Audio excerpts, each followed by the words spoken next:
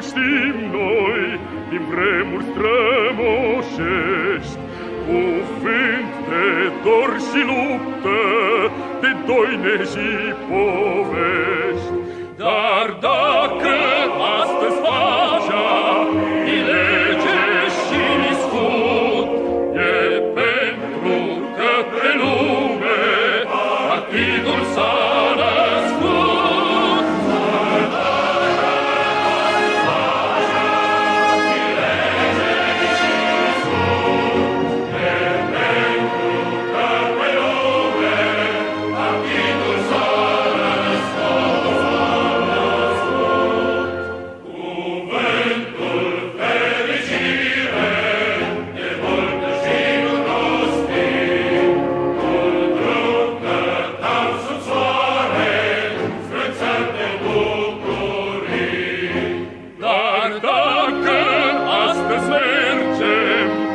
Țărul pe drum știut, e pentru că pe lume partidul s-a născut.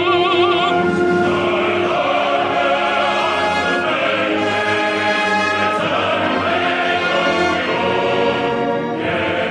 pentru că pe lume partidul s-a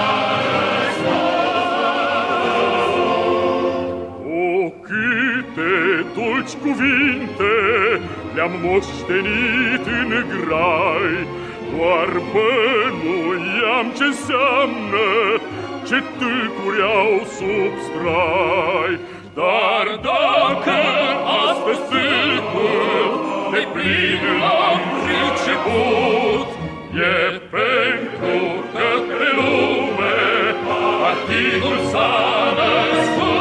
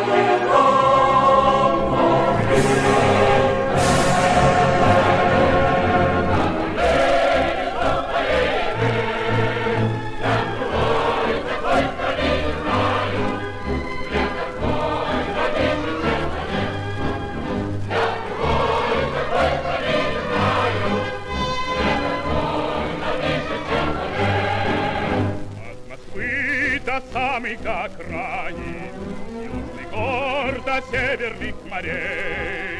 Человек проходит, как хозяин необъятной родины своей. Тут жизнь невольна и широка, точно Волга полная течет. Молодым везде у нас дорога, старикам везде у нас почет.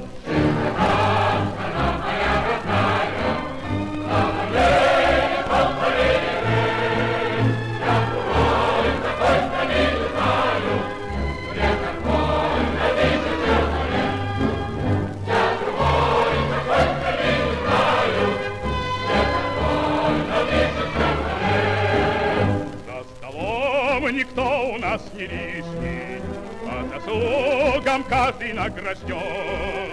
Золотыми буквами мы пишем всенародный сталинский закон. Этих слов величие и славу никакие годы не сотрут. Человек всегда имеет право на учение, подвиг и на труд.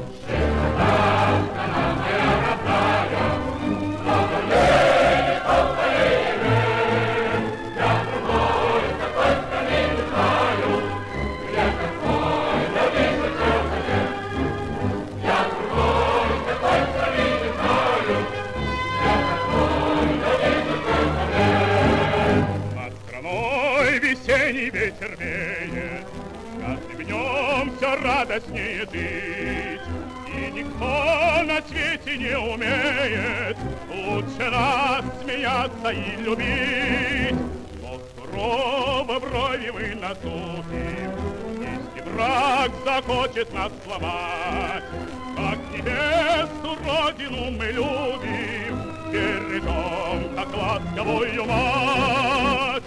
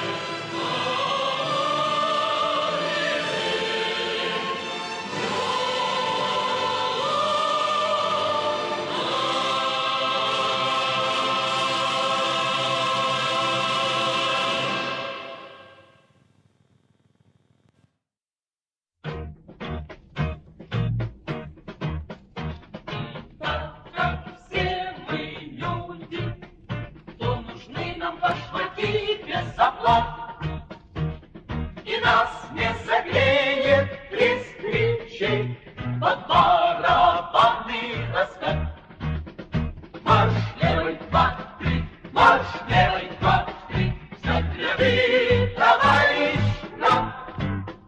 Ты войдешь в наш единый рабочий фронт, потому что рабочий ты сам. И так как все мы люди, то должны мы, извините, что-то есть. Хотят накормить нас пустой болтовней, чертям спасибо за честь. Марш левый, два, три, марш левый, два, три. Загляни, товарищ, на! Ты войдешь в наш единый рабочий фронт, потому что рабочий ты сам. И так как ты рабочий, то не жди, что нам поможет другой. Себе мы свободу добудем твою своей рабочей рукой. Марш левый, два, три, марш левый, два, три. Загляни, товарищ, на! Ты войдешь в наш единый рабочий фронт, потому что рабочий ты сам.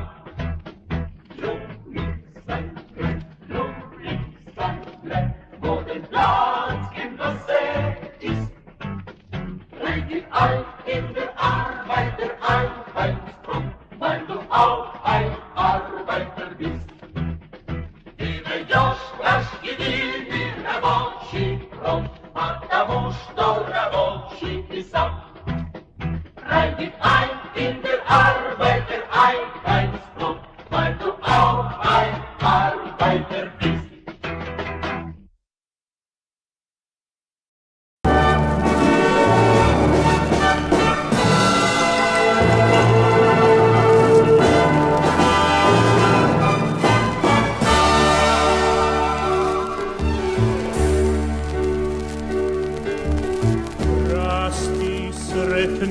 Pod słońcem rasti jasla ma dzieci, rasti i cvietaj zemljoradnih ljudi i neka mir nad tvojim ljudima vlada,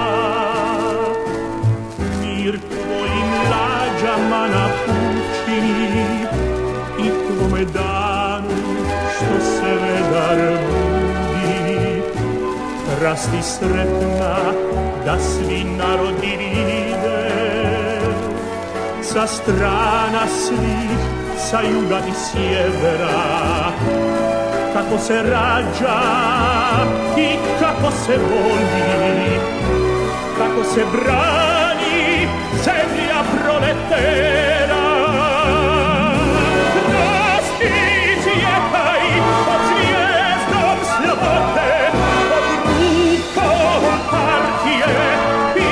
Srce pita, rasti cvjetaj pod zvijezdom slobode, pod rukom partije i pod srce pita.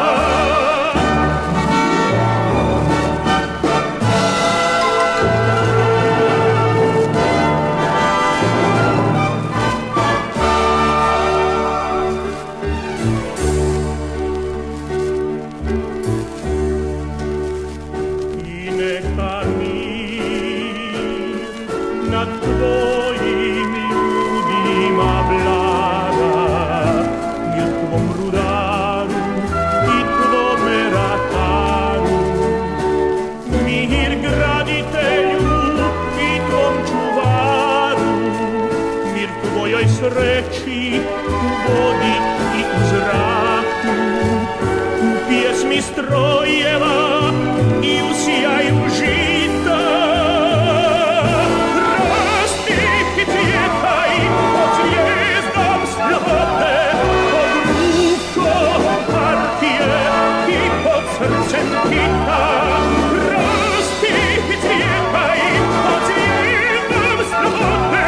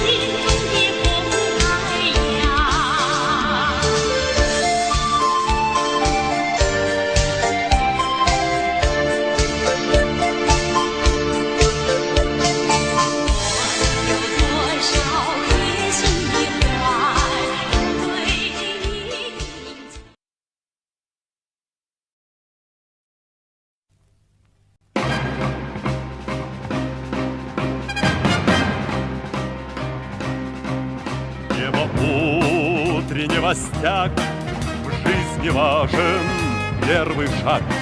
Слышишь, веют над страною ветры яростных атак. И вновь продолжается бой, и сердцу тревожно в груди. И Ленин такой молодой, и юный октябрь впереди. И Ленин такой молодой, и юный октябрь впереди. Весть летит во все концы, вы поверьте нам, отцы.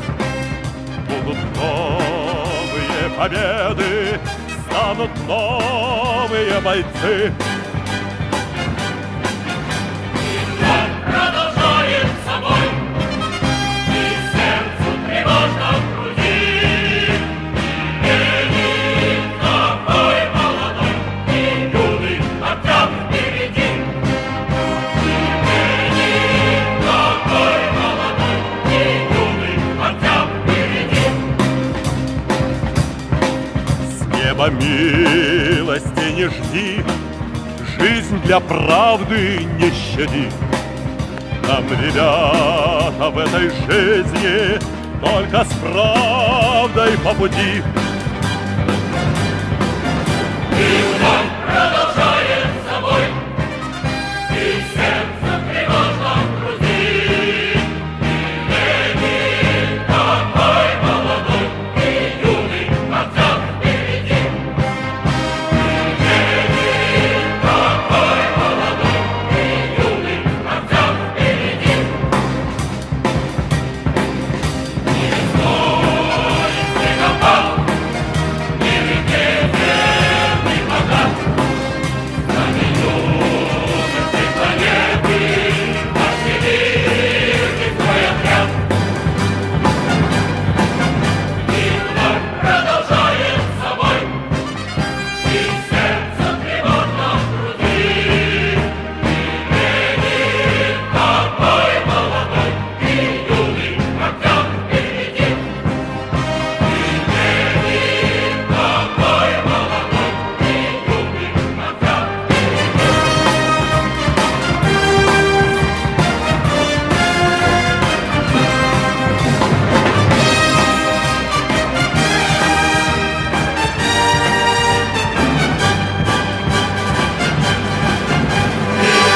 Продолжается бой, и сердце тревожно в груди.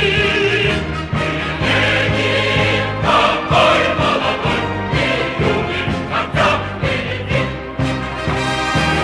Ленин такой молодой, и юный октябрь впереди.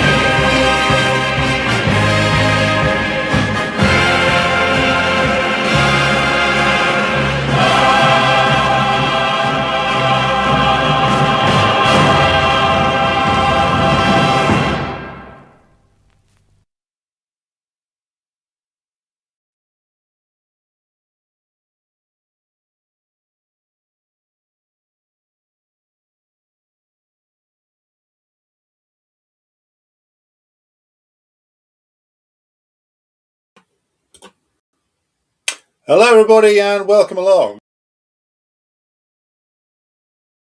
Excuse me. Instant sneeze, always the sign of a good stream to come. Hello everybody and welcome along. This is the special stream we'll be doing on the question of left-right unity. Is it possible or desirable? No and no. Thank you and good night. No. There is, of course, much more to say than this. We are coming to you live today on YouTube and on Twitch and on Rumble and on Substack and on X, of course. So we have, let's see, around about 220, 230 of you already, which is excellent. Be sure to like and share and subscribe. Be sure to subscribe on all the different platforms. So on YouTube and the Liberation News Network, on Twitch and on Rumble and on Twitter or X, of course. So let's just get the chat on the screen here. There we go. Excellent. I want to have things visible. So, reason why I'm doing tonight's stream isn't just because I think Jimmy Dore is an idiot, even though, of course, he very much is. It's that this left-right unity thing has been floating around for a while, and this is really of a piece with the video I did on why we shouldn't use the term globalism or globalist, because it's a term that comes from reactionary thought, and not only that, it has retains like wholly reactionary implications. So tonight's stream is similar, and we are looking at this question of like, oh, can there be a left-right alliance against Israel, for instance, given that right wingers are now apparently rejecting Israel. Now, what they're doing, of course, is strategically repositioning themselves, and we'll get into the reasons why later on. Now, this will, of course, be my reasoning that I'll present to you over the course of the next hour or so. Will be rejected by some because what some people want to do in the United States and Britain is to create some sort of revived social democracy with the accompanying racism attached to it, thinking that that's a shortcut to being able to speak to the white working class, this being that they're all obsessed with. And it basically is another way of another form of opportunism, another way of trying to shortcut things. Now, before I start, I wanted to also explain something. Why I will never take an invitation to go on, for instance, Russia Today ever again, is because the official propaganda networks of the Russian state, and they are propaganda networks, have been promoting the looming race war theory about the European countries, including, of course, old perfidious Albion, for many, many months now. And quite frankly, it points to the extremely contradictory and disingenuous nature of the propaganda of the Russian ruling group. That on the one hand, they want to claim the victory over fascism won by the Red Army in 1945. On the other hand, their official and semi-official propagandists are indulging every type of fascist cretin that they can find from the European countries and indulging them whilst claiming that they're fighting against this in Ukraine. And if that doesn't make any sense to you, well, you have a functioning brain. But this is the strange world of official Russian propaganda, and quite frankly, it's something I want nothing to do with whatsoever. My views on the Ukraine war haven't changed, but my views on the Russian elites have become ever more, shall we say, disgusted. I'm ever more disgusted with them. I now fully understand why many in the KPRF loathe them as much as they do, because there is a massive disingenuousness and there is an inherent sort of reactionary nature to them that makes them hiding behind the progressive aspects of the Soviet legacy to be even more disgusting than I originally thought. So that's why I won't be going on or accepting any invitations from Russia Today anymore, any more than I would be interested in actually going on the BBC, because quite frankly, fuck them too. So we will get into the meat of the issue, but I'm just going to do a quick hello to everybody. So hello to Stuart Redwoods, Zukov's Boots, Walter Stoltzing, Ogas Cybernetics, Zama from Phoenix, Arizona, President Jesus, who says, is he saying that Jimmy Dore is a lackluster theorist? Indeed. David Ball, Ash down under, good morning to you.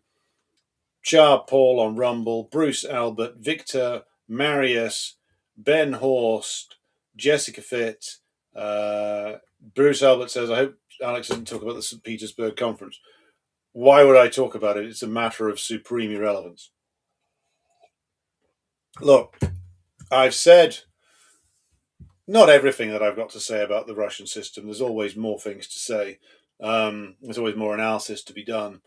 But it's clear to me where where the war is going.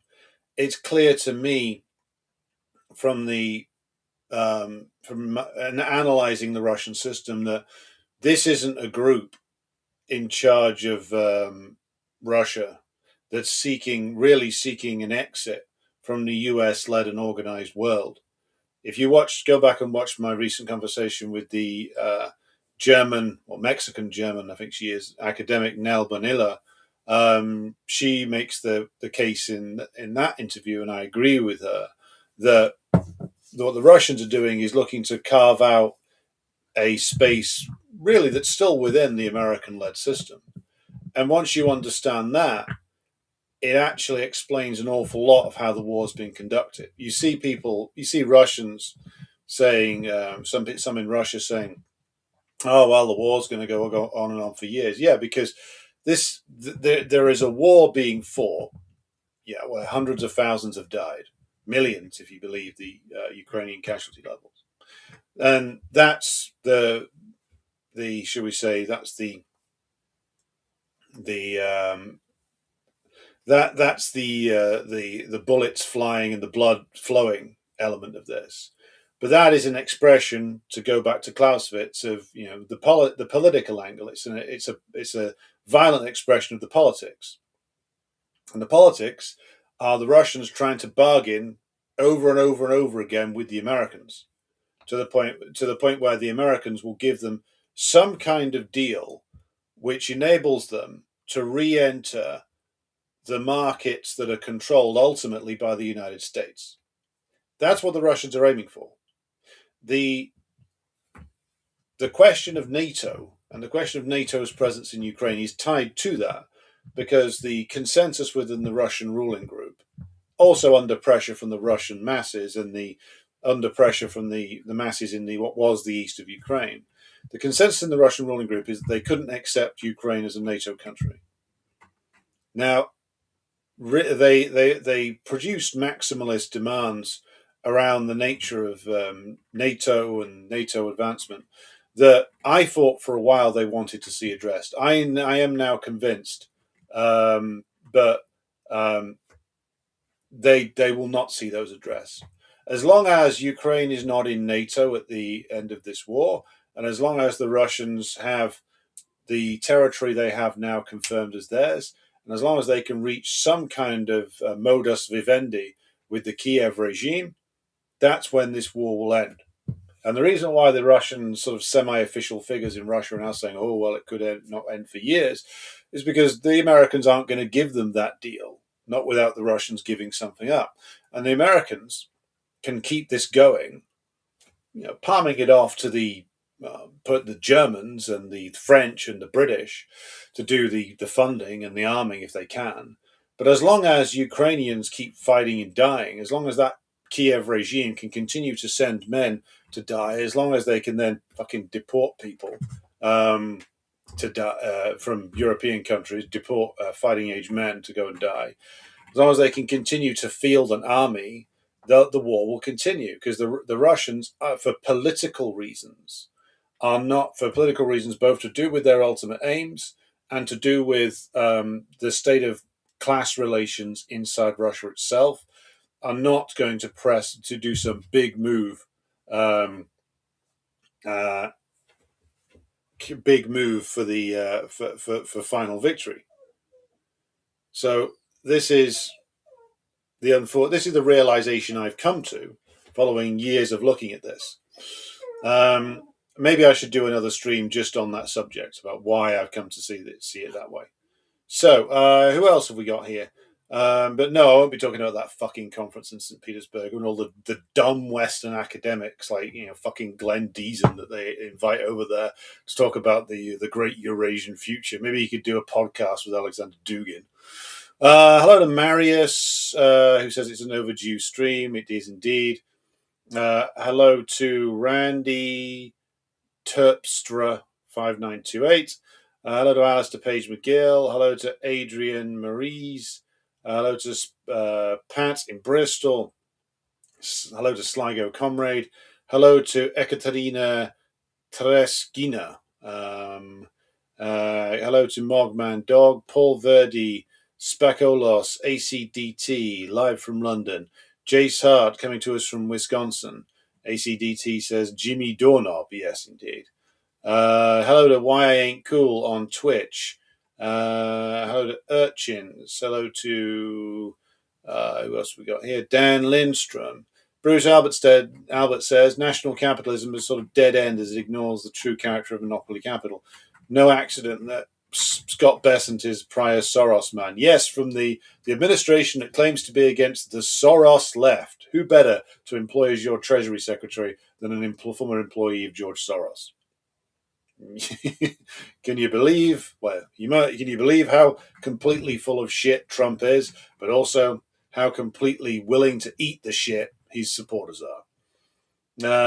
Yeah, and like the idea of Russian capitalism with Russian characteristics is in the end it's going to be proven to be as utterly deluded as capitalism with Hungarian characteristics. Russia's slightly more insulated, and therefore it stands a much better chance of pursuing this project for longer than Hungary, which is integrated into the EU, does.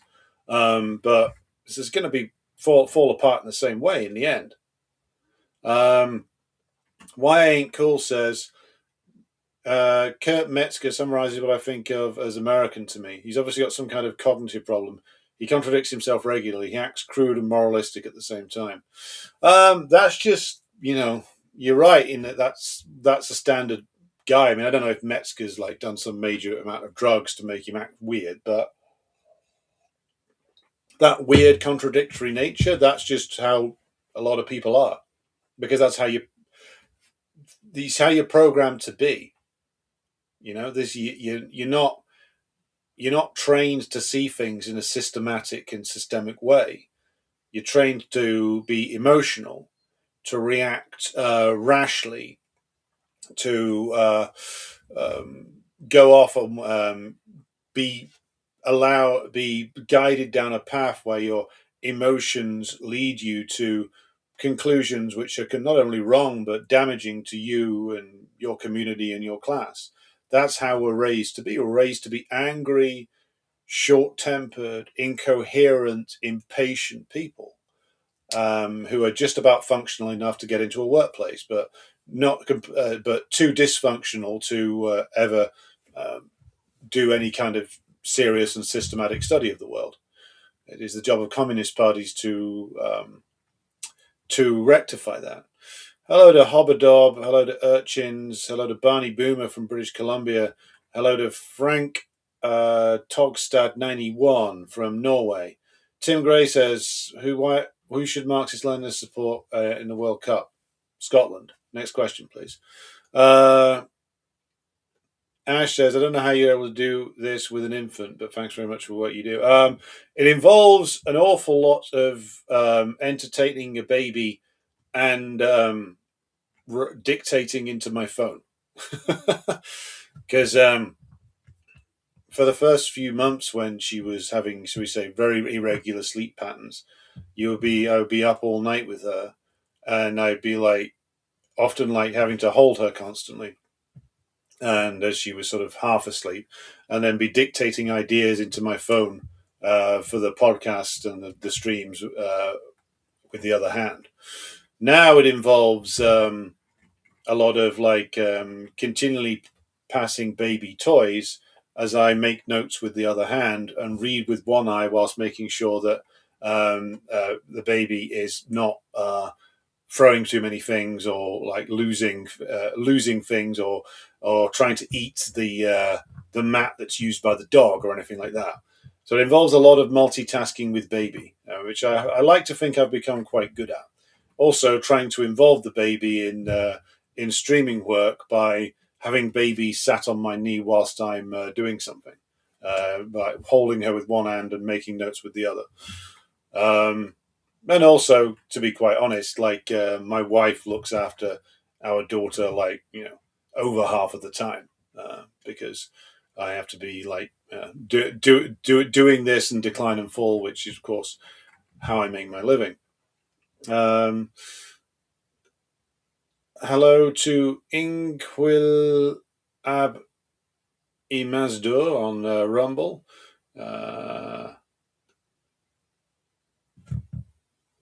Milkman Dog says either the Russians submit and everything was for naught, or the government will restructure itself and see this through. I frankly don't see both happening. Yeah, either the nature of the Russian system has to fundamentally change, or the US will just keep the war going. The US bloc will keep the war going until the Russians crack.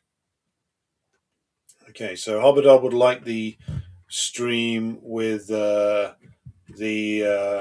I want to go further into the Russian the war basically. Okay, come back to that.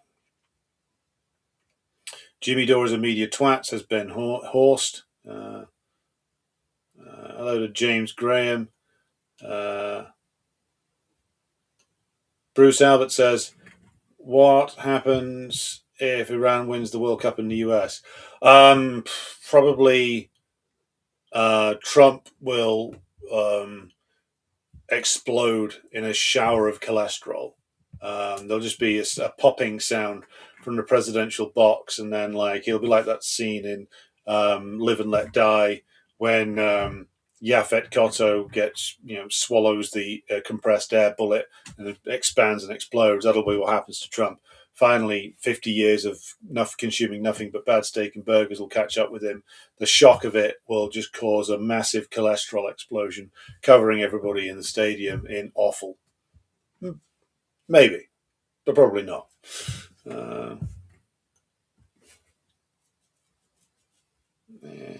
Hello to Jenny. Okay, so let's get going then. We have been going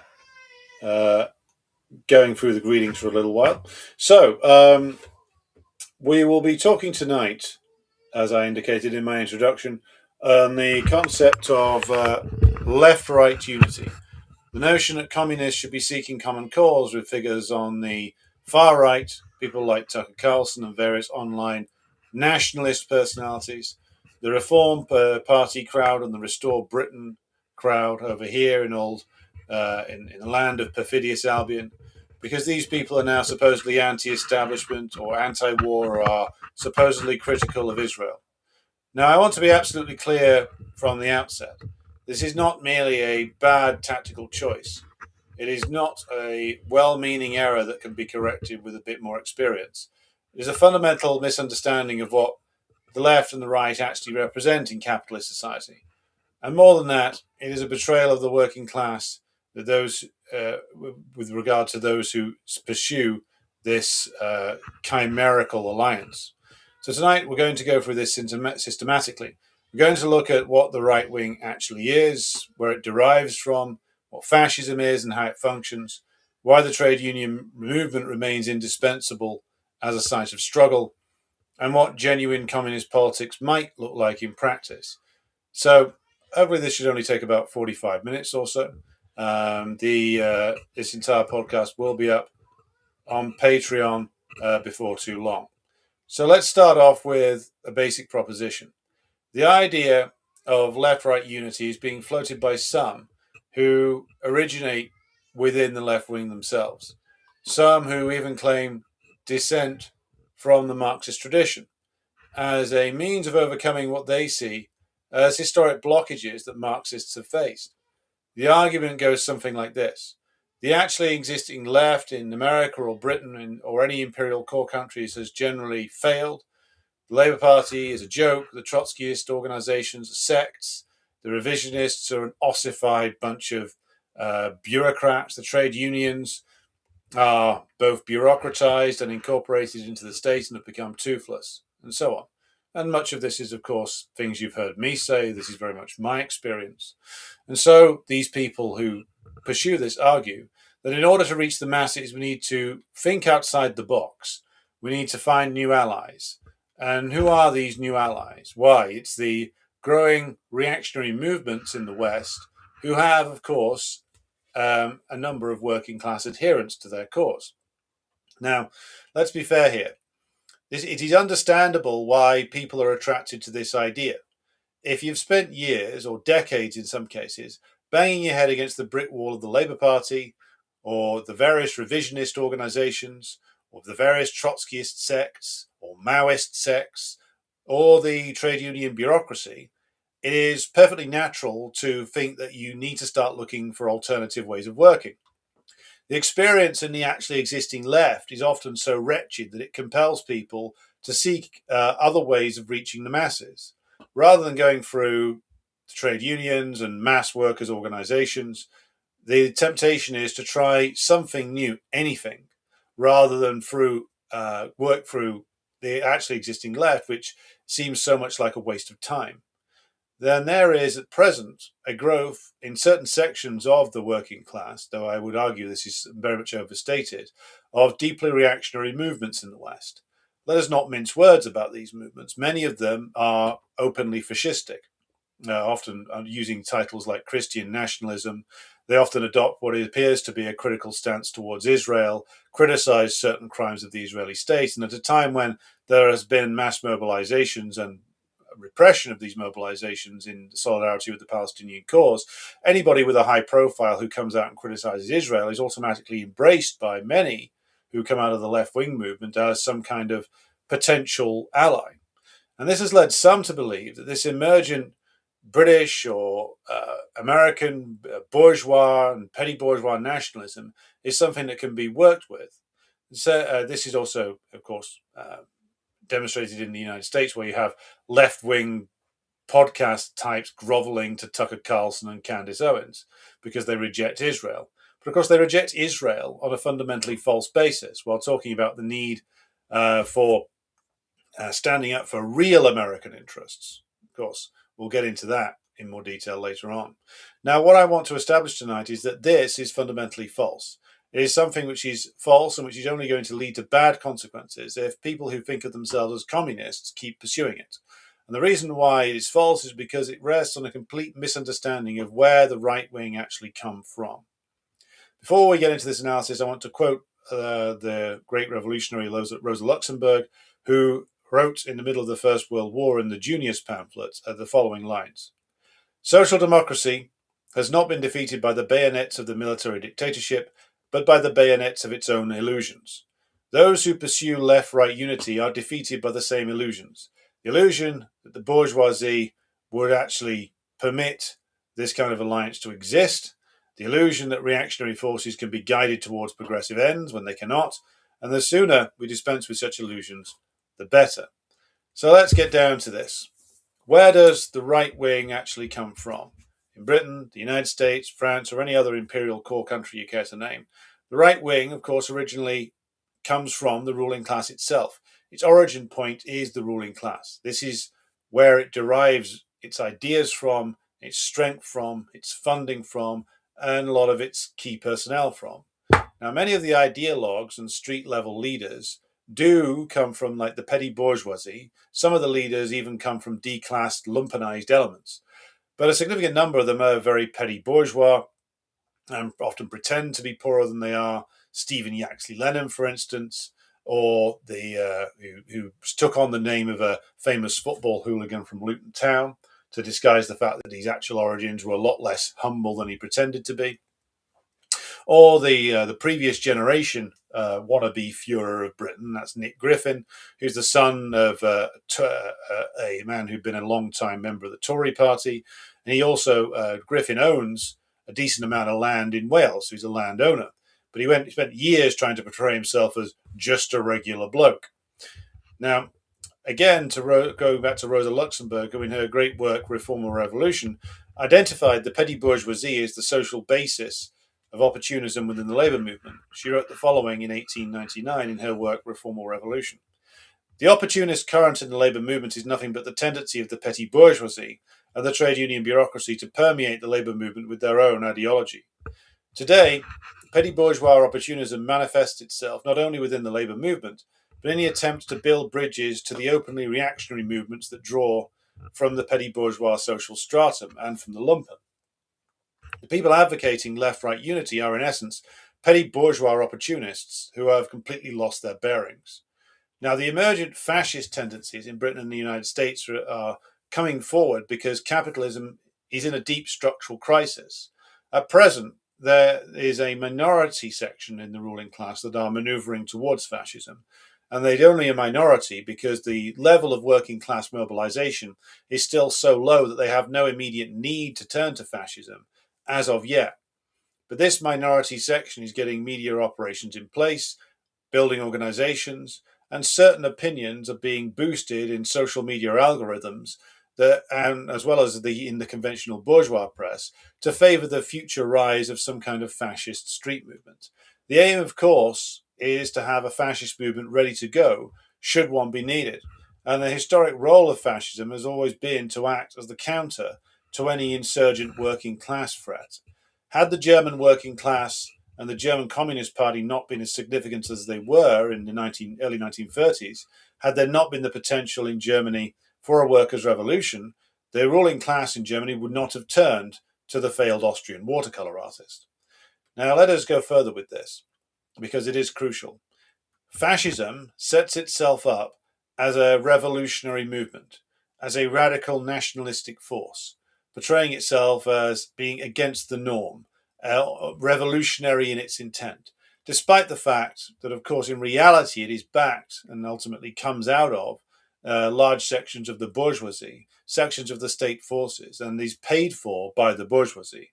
Check into the book Who Funded Hitler for that one. Who Financed Hitler for that one. The same is true for the wannabe Führers in England today. They're all paid for by very wealthy individuals, some within Britain, some from Israel, and some from the United States, some, of course, taking all free. The point about why fascism is required to deal with a revolutionary situation is this. When the working class becomes strong enough to pose a real challenge to the rule of the capitalists, as the German working class could do in the 20s and early 30s, the ruling class finds that traditional methods of repression no longer suffice. The policeman's baton and the bayonets of the army, if they try and deploy these, they risk splitting the state forces because the rank and file of these forces do ultimately come from the working class. So what is needed? You need another force. That force emerges from the ruined petty bourgeoisie and from backward elements in the working class. You establish a party like the National Socialist German Workers' Party, NSDAP, which is a very deliberate choice of words in terms of its title, because socialism in Germany in the 20s of the last century had mass appeal amongst the working class and even amongst very large sections of the petty bourgeoisie. So you couldn't name a party the party in defense of landed property and private ownership of the means of production. You need something with mass appeal. A conventional defense of the German Weimar Republic or German capitalism by German conservatives would not work in that crisis either. You need something that has, at least on the surface of it, a revolutionary appeal. Hence the utility of Hitler and Hitlerism, dressing itself up as revolutionary, adopting a lot of communist-inspired imagery, stealing the communist style in some respects, while directing its adherents in all the wrong ways. Hitler diverted the anger that should have been directed against German capitalists against the monstrous transnational figure of Jewish capital, balancing that against patriotic German business. The patriotic German businessman is counterposed to the evil international banker, of course, meaning the Jew, who not only managed to control and destroy the German economy, but also controlled the international workers' movement, also controlled the Soviet Union. This is, of course, the messaging we're all familiar with. But this was the method by which the German ruling class countered the German Communist Party and the massed ranks of workers still organized within the social democracy, even though the social democracy's leaders have become objectively reactionary, but there were still many organized militant workers within the Social Democratic Party and their associated trade unions. The trick of mass reactionary politics in the 20th and 21st centuries is this, that reactionary movements must feel to their participants as if they are insurgents, as if they are battling the state and even the ruling class to some degree. But they must give their adherents a completely distorted Hall of Mirrors type picture of what the ruling class actually is. hence the utility to the Nazis of anti-Semitism, hence the utility to the reactionaries of today to a similar type of perverted ideological construction. If one examines media figures who are popularized today, such as Tucker Carlson, who in my view is an American fascist, one must bear in mind that fascism, since the days of Mussolini, has sought to portray itself as a radical, critical force against the system. This is what Carlson does, this is what the more unhinged elements like Alex Jones do. They portray themselves as bold rebels against the system, not what they actually are, which is employees of the ruling class who are carrying out an operation to push dissent into reactionary channels.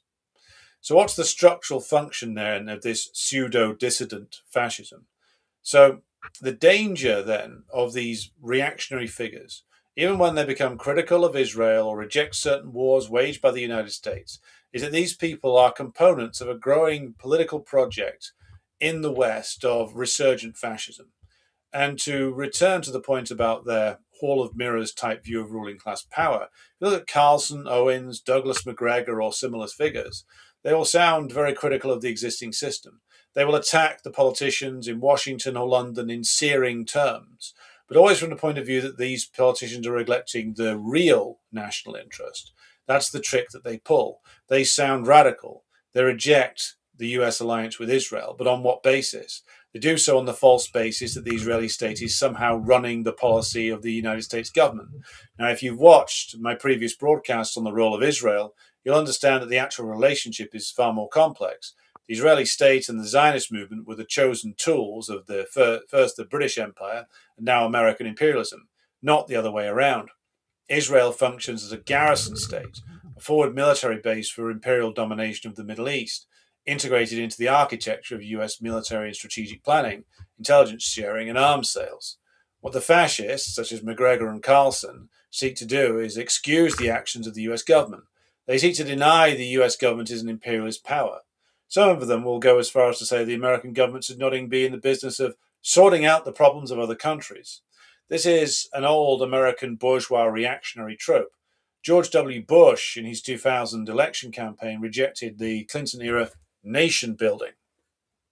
This also echoed the rhetoric of Pat Buchanan, the ultra reactionary who came close to winning the Republican presidential nomination in 1992. The idea that America has just given too much to the world and now needs to focus on its own issues. This was very much Buchanan's message. It's also Trump's message. It was the MAGA message. Now that MAGA has dissolved and become obvious to be just another rebranding exercise of conventional Republican politics, the reactionary movement in American society needs something and somebody new, hence the utility of Carlson.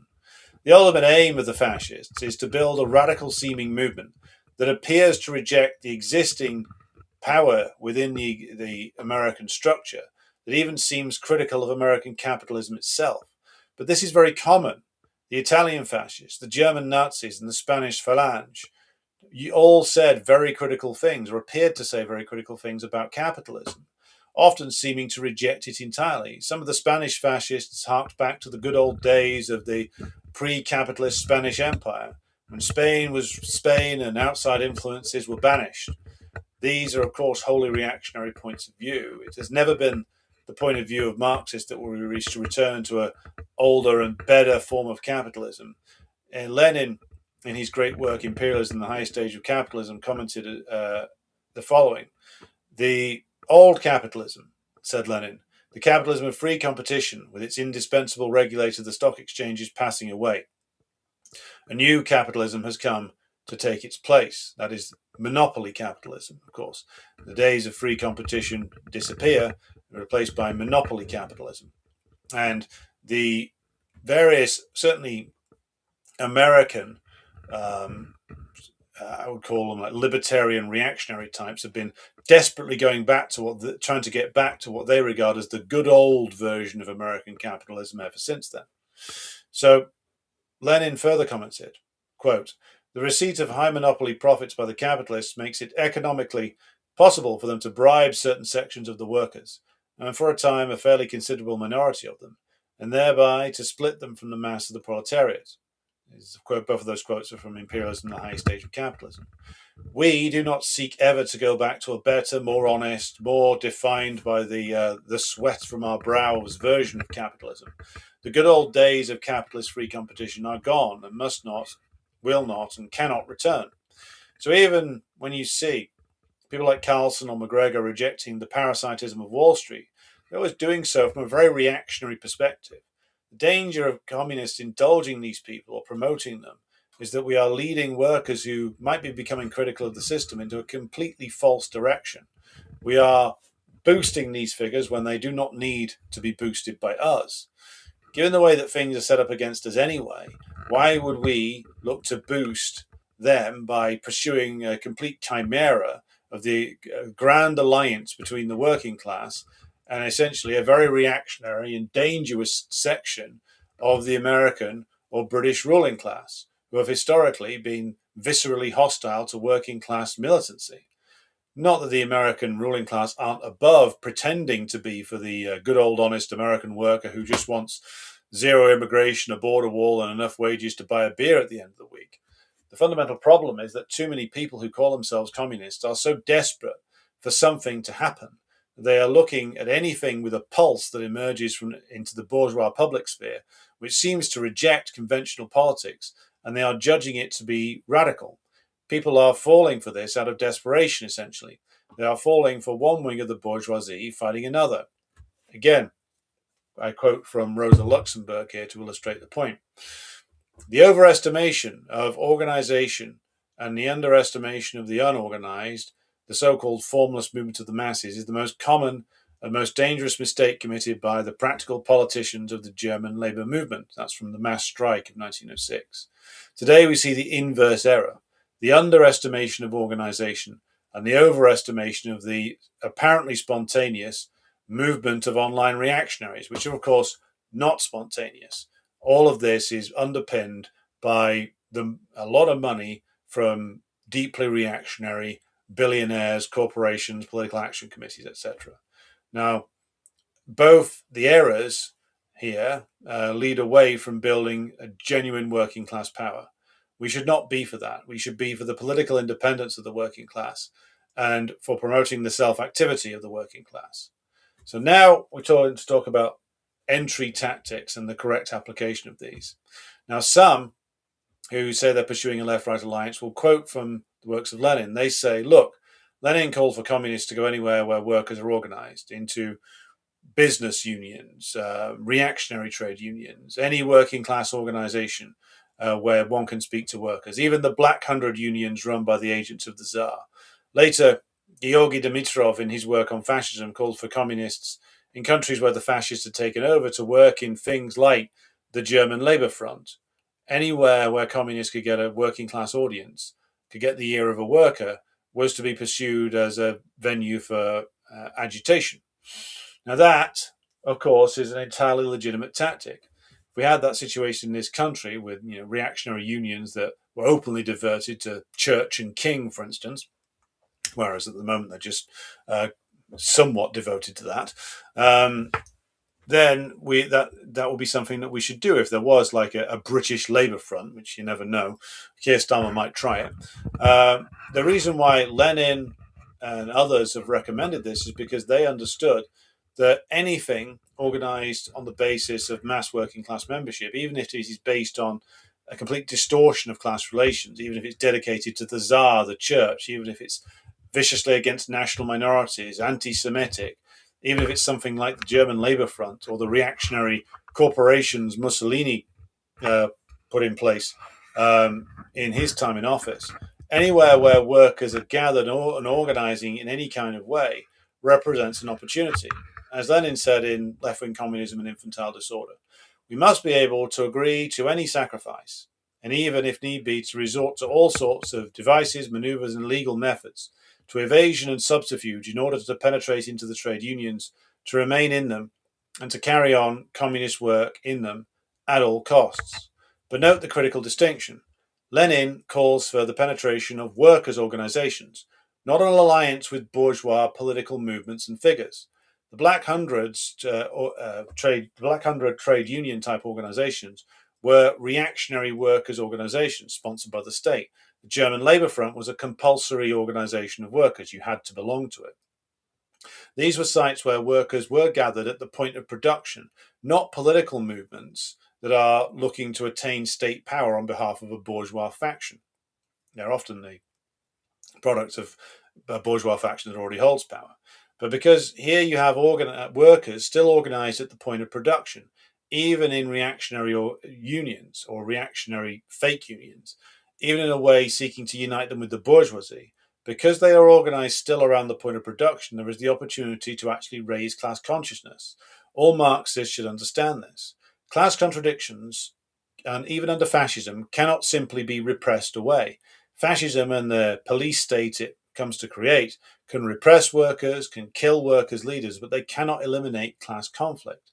So when you have a fake trade union, a business union, a Black Hundred union, on some level it will still have to reflect class contradictions, class struggle, and even class warfare. Even if its leaders are trying to say that all the problems that the working class are facing are a Jewish plot, even an organization like that still has large numbers of workers gathered around the point of production. Therefore, you still have the opportunity, by raising the most simple and basic working class demands, such as over wages, such as over even things like break times, toilet breaks, things like that, which can be raised by workers there with the plausible deniability that it's just a basic demand, seeking redress from the bosses. You can have then a mass audience for very basic class politics. That is a huge step forward from workers being purely under the influence of the Black Hundreds or Robert Ley of the Nazi Party. It's a huge risk for the communists who are involved in doing things like that, but many communists have done it, and it was right to do it. The point is, you go where the workers are. You don't go where the bourgeoisie's dissenting factions are and pretend that they are workers. It's a crucial distinction. So here we move to the trade union movement, which is still the indispensable site of class struggle. Now, here I'll offer a slight self-criticism, and I can go more into this in the future if comrades would see it as beneficial. Previously, I went too far in my rejection of work in established trade unions. This came from the decade that I spent trying to do this and getting rather frustrated with it. The truth is, though, and upon further reflection and study, I've come to the point of view that nothing I said about the reactionary nature of the trade union leaders needs to be withdrawn or corrected. This is all. I still stand behind all of that. But when you study because I've been looking into like anti-trade union laws recently, when you study the sheer level of legislation that is put on workers' organizations in this country, even though the leaders are all incorporated into the state structure and are hopeless reactionaries, this goes back to how right Lenin was, which is because these organizations, in the case of old perfidious Albion, it's still 5 to 6 million trade union members in this country, organized inside the workers' movement. Even when the leaders are hopeless, even when they're incorporated into the state, just having 5 to 6 million workers organized inside workers' organizations for the purposes of collective bargaining, even just that makes the bourgeoisie very, very nervous, because they remember the history. They remember the rank and file struggle from the trade union shop floor, so to speak, can escalate very quickly. So that even unions where the leaders might have an OBE, a knighthood, a lordship, even organizations such as that, where you've got a reactionary bureaucracy in charge of it, can be that bureaucracy can be temporarily or permanently swept aside when the millions of workers organized in the trade unions move into struggle, which has happened in this country not too long ago. And it's why the trade unions remain a crucial site of struggle. So the structural function of the bureaucracy within decayed imperialism is to manage class struggle, of course. Of course, the trade union leaders are hopelessly corrupted. But as I said, this is crucial, the ruling class still remain very nervous about trade unions. Anything which organizes millions of working class people, and there's no other organizations in any country It organized the millions of working class people that the trade union movement still does. Its leadership might be bourgeois and sold out, but where you've got millions upon millions of workers who are the workers who are going to be the first to be politicized into class politics because they've already taken the first step of joining a union, no matter how crap it is, and seeing the virtues of collective organization. Those are where the worker communists or the bulk of the worker communists are going to come from. They're going to come often out of the trade union movement. Now, if trade unions were truly harmless, and posed no threat whatsoever, the ruling class would not devote such energy to legally constraining them. Now, if we can popularize our program amongst the millions of workers organized within the trade union movement, this will create severe problems for the bourgeoisie. The mere existence of over 5 million strong organization of the working class, and there'll be equivalent numbers in other imperial core nations, still constrains the ruling class to some degree. Therefore, unions must not be written off or underestimated. And I think I was guilty of doing a little bit of both of those things in the past. Now, to re-emphasize Lenin's point when he says we must be able to agree to any sacrifice, even if need be to resort to all sorts of devices, maneuvers, and illegal methods to evasion and subterfuge in order to penetrate the trade unions, to remain in them, and to carry on communist work in them at all costs. Because, again, where you have millions of workers organized at the point of production or delivery of service, that's the most natural audience for us, or it should be the most natural audience for us. Now, the repetition of the quote there is deliberate. This is not a secondary tactic, but a fundamental strategic orientation. The trade unions are where the working class is gathered, where the potential for disruption of profit generation is concentrated, where the daily experience of class relations is lived. It is within the trade unions that we will find workers who are either politicized or can be politicized. These people are the potential worker communists of the future. The shop steward who has led a strike against redundancies, the health workers who have organized against privatization, the rail workers who have confronted the bosses over safety and pay.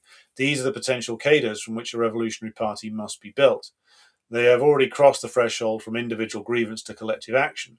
Our task is to raise their consciousness from the trade union to the revolutionary level. Of course, we must look beyond the ranks of the trade unions as well. The unorganized, the precarious, the unemployed, the gig economy workers. These too must be reached. But where there are millions of organized workers, communists must start there. To abandon the trade unions in favor of chasing the chimera of left-right unity with online reactionaries is to abandon the actual working class for a fantasy version of the proletariat. As, again, Rosa Luxemburg said in the mass strike in 1906, the mass strike is the indication of the rising, spontaneous, elementary, and thereby all the more powerful class feeling of the proletariat. But the mass strike is at the same time the only form of the class struggle which can completely seize the masses and bring them into active participation. The mass strike emerges from the organized core but sweeps up the unorganized masses. Without the organized core, there is no mass strike. Without the mass strike, the organized core remains isolated and vulnerable. The trade unions are the necessary foundation of this, even with their hopeless leadership. The advocates of the fabled left-right unity, by contrast, would have us abandon this foundation. They would have us seek our audience not among 5 million organized workers, but among the disorganized, atomized, social media reactionaries who never engage in collective struggle and whose politics consists entirely of consumption of bourgeois media content.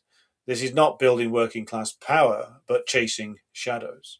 Now, here we turn to the question of, well, and how do you appeal to workers who have reactionary views, as if this was a new challenge?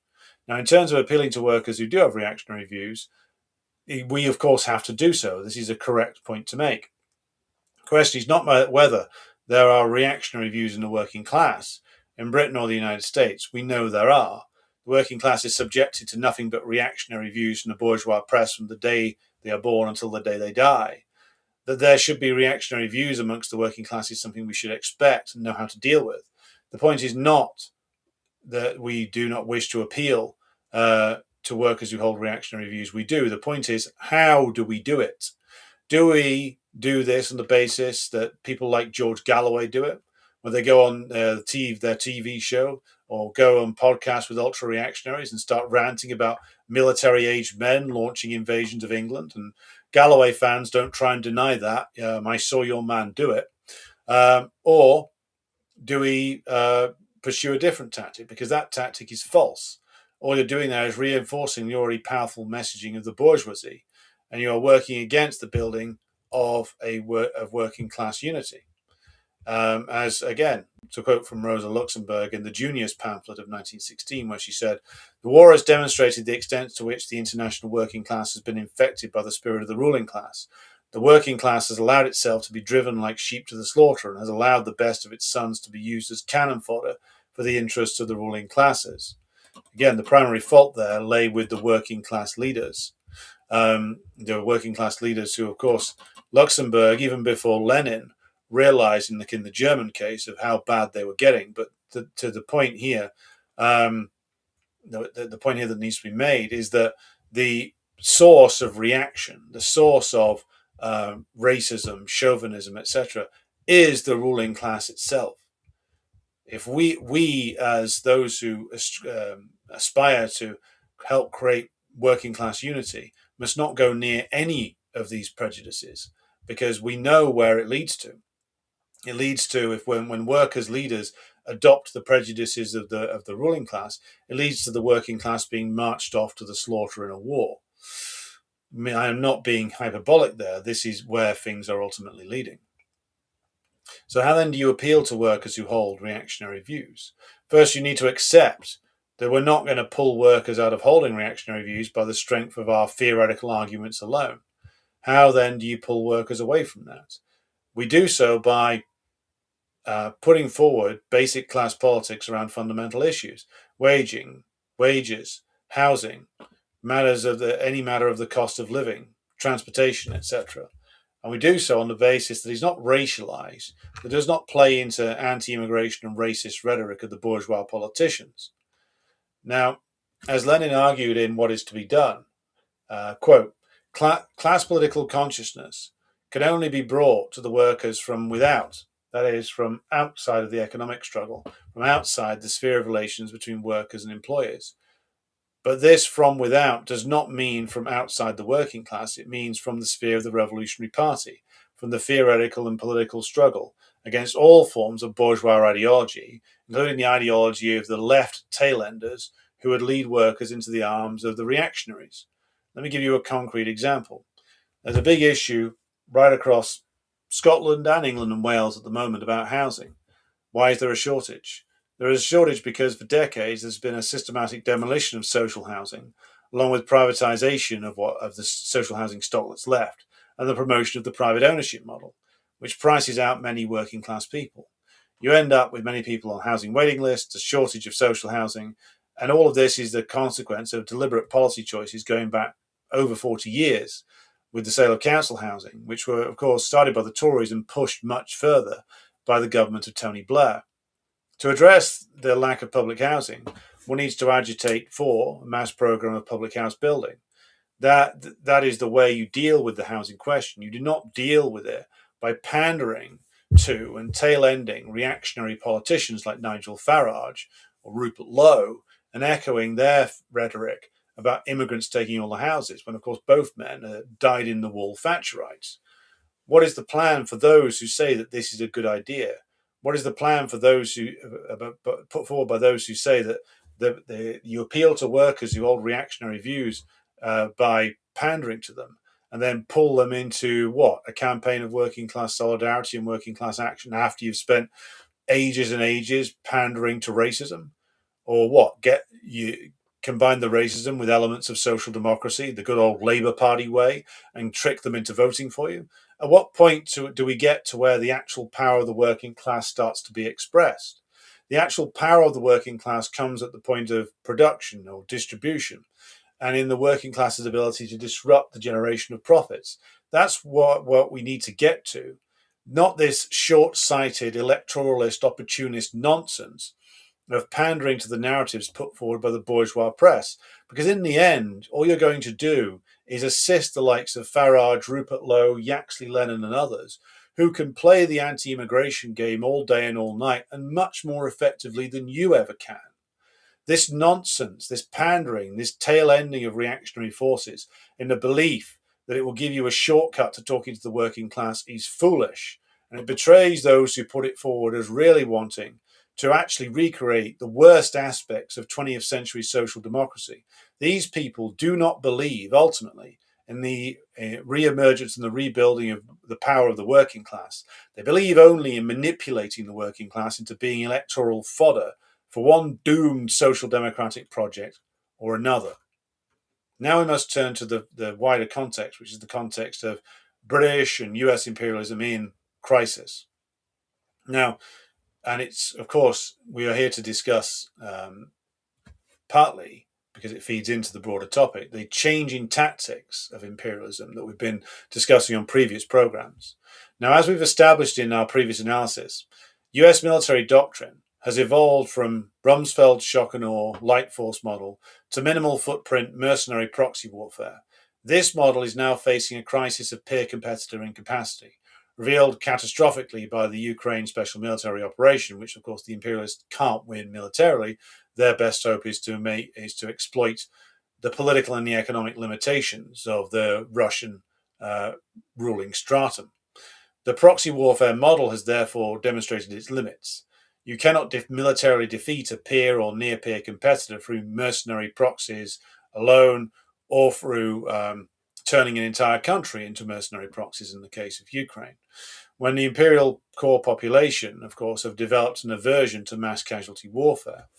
Now, the strategic pivot, therefore, is from the United States, is toward the remilitarization of Germany and Japan, historically the industrial military powerhouses of imperialist camp, to compensate for the incapacities of the United States itself. This requires a domestic ideological framework in the United States and Britain, which is capable of supporting mass mobilization when it comes to it, if the conventional proxy warfare fails and direct confrontation becomes a necessity. The promotion of figures like Carlson, the boosting of Christian nationalism, the algorithmic amplification of pseudo-dissident fascism, these are not random cultural phenomena, but structural preparations for this pivot towards mass remilitarization.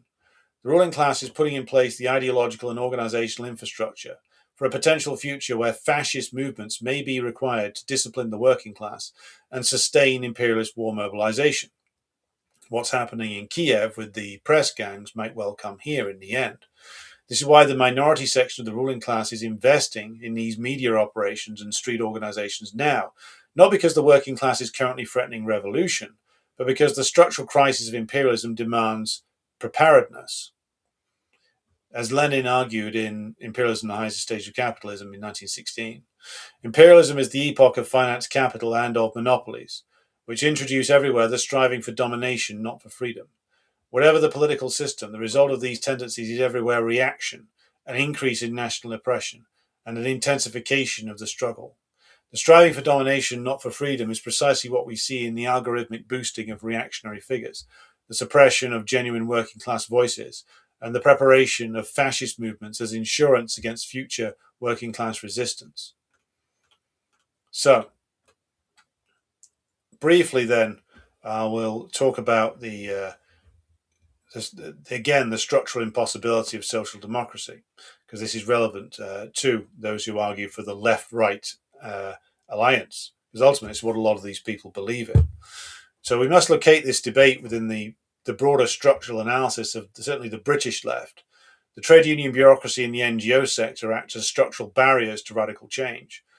They channel working class discontent into institutionalized, manageable forms. Periodic strikes that do not threaten the system, parliamentary lobbying, professionalized activism that substitutes itself for a mass working class party. As Luxemburg argued in Reform or Revolution, trade unions are the training schools of the working class in the spirit of the capitalist economy. They are schools of capitalism, not of socialism. This does not mean, of course, as we've previously established, that we abandon the trade unions. Lenin's entry tactics remained completely valid and vital, but it means we recognize their structural limitations and the necessity of the Revolutionary Party to transcend them. Social democracy is structurally impossible in this ravaged and decayed British imperialist system without triggering an economic collapse. Any attempt at genuine social democratic reform, substantial redistribution, public ownership, expansion of the welfare state, would face open warfare from the ruling class. The ruling class would respond with capital flight, currency crisis, bond market rebellion, and the full mobilization of the state apparatus and informal fascist organizations against any social democratic government attempting this. This is not speculation, it is the structural reality of a financialized post industrial imperialism dependent upon the City of London and the international movement of speculative capital. The advocates of left right unity are responding to a very real vacuum: the collapse of reformist possibilities, the bankruptcy of the Labour Party, the failure of the trade union leadership to mount any serious challenge. But their solution is catastrophically wrong. They are seeking to fill the vacuum not with independent working class organisation, but with an alliance of the very forces that would crush any working class advance. They do not believe in the re-emergence of working class power. They believe only in manipulating the working class into being electoral fodder for one doomed project or another. Now, here we must turn to the role of the Revolutionary Party. In the analysis thus far, while we have talked about the impossibilities of social democracy and the reactionary nature of the right wing, we haven't brought forward our own point of view in terms of the Revolutionary Party. So the Revolutionary Party, of course, is a structural necessity. The bourgeoisie control the means of ideological production: the press, the broadcast media, the social media platforms, the educational institutions. The working class is subjected to this ideological bombardment from birth and cannot spontaneously develop revolutionary consciousness. It requires an organization that is theoretically armed with the science of Marxism, organizationally independent of the bourgeoisie and its state, capable of intervening in every struggle, economic, political, cultural, raising the level of consciousness from immediate demands to revolutionary conclusions, and internationalist in its orientation, recognizing that the working class at the moment has no nation, but must claim its nation by overthrowing the ruling class and becoming the masters of the nation, and that the struggle against imperialism must be truly global. As Lenin said, give us an organization of revolutionaries and we will overturn Russia. And that is what is to be done. Furthermore, in one step forward, two steps back, later on in that decade, Lenin argued the party is the vanguard of the working class, its advanced section, its general staff. The advocates of left-right unity are in essence abandoning the project of building such a party. They are seeking shortcuts, electoral fixes, alliances with bourgeois factions, because they have completely lost faith in the working class's capacity for independent self-activity. This is their deepest betrayal. As Luxemburg said in her work, Organizational Questions of the Russian Social Democracy, the proletariat, in order to achieve its emancipation, needs a high degree of political education or class consciousness and organization. All these conditions cannot be fulfilled by the spontaneous development of the class struggle alone. The spontaneous development includes the spontaneous gravitation of desperate workers towards reactionary movements.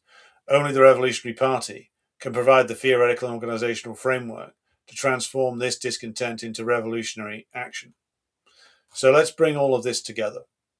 The fundamental problem we are looking at here is a situation where too many people who call themselves communists are so desperate for something to happen, they are looking to support anything that comes out of the system that appears to be critical of the system. We must not be for that. We must be for the political independence of the working class and for promoting the self-activity of the working class. We must emphasize that the power of the working class comes at the point of production and its ability to generate disruption to the profit system. It is that power that we must rebuild. It is that which we must strive to influence. It is in the organized working class who have the ability to hurt the bourgeoisie that we will find the future worker communists. We must start on that basis, comrades, not chasing false friends and not chasing chimeras generated by social media algorithms. Right. Okay, so who we got watching now? We have 225 watching on YouTube and Twitch and on the Rumble channel. Let's just check out how many we got watching over here on X. We have a couple of hundred watching there as well. Excellent stuff. Okay, so let's just have a look here. We've got a lot of questions and comments here. So what I'm going to do then, because I need to log off in a minute because it's getting pretty late here, I will come back for a Q&A session on Sunday of this week. So get your questions on this subject in for then, and we'll do a live Q&A on the same platforms. So I'll be back tomorrow with an analysis of the Henry Novak murder case and what it tells us about the role of the police and the British justice system, and Nigel Farage's claims that Britain has a two-tier justice system. I'll leave you to guess what my analysis of that claim might be. But there's an awful lot of interesting and horrifying things about this case, which I'll be going into tomorrow night. But until then, I thank the over 400 plus of you who have tuned in. Good to have you with us. Thanks to everybody who supports the show on Patreon and Buy Me a Coffee.